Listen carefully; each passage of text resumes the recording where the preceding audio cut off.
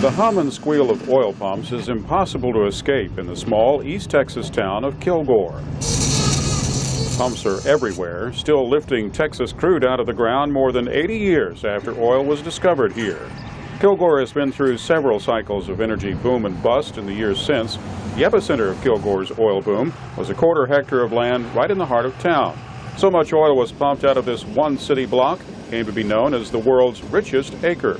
Bill Woodall is the editor of the local newspaper. There were well over 1,000 derricks inside the city limits of Kilgore. Literally, the skyline was dominated by derricks. The backs of buildings, they just knocked them off. And that's what happened here. They knocked off the backs of the buildings and set up derricks and drilled wells. All that oil money meant bigger churches, nicer homes, a library, and a theater seating 900 in a town of just 10,000. But there have also been challenges. To this day, oil pumps, tanks, and pipelines take up so much land that Kilgore has a housing shortage, and the roller coaster economy makes it hard to build more.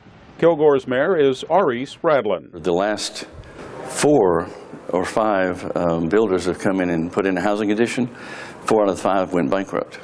One did it twice. Money dries up so quickly in a down cycle, builders get caught holding unsold properties.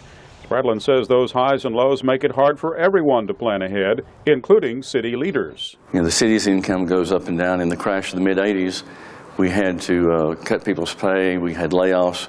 Kilgore preserves the lessons it's learned in the town's East Texas Oil Museum. All the laws about how close together you drill wells, etc., that are used worldwide now came from the mistakes we made in Kilgore by drilling a well every 25 feet.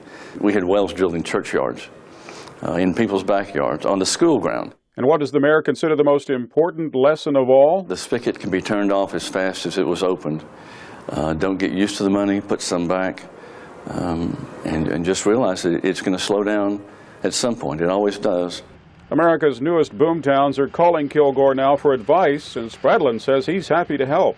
For VOA News, I'm Mike Osborne in Kilgore, Texas.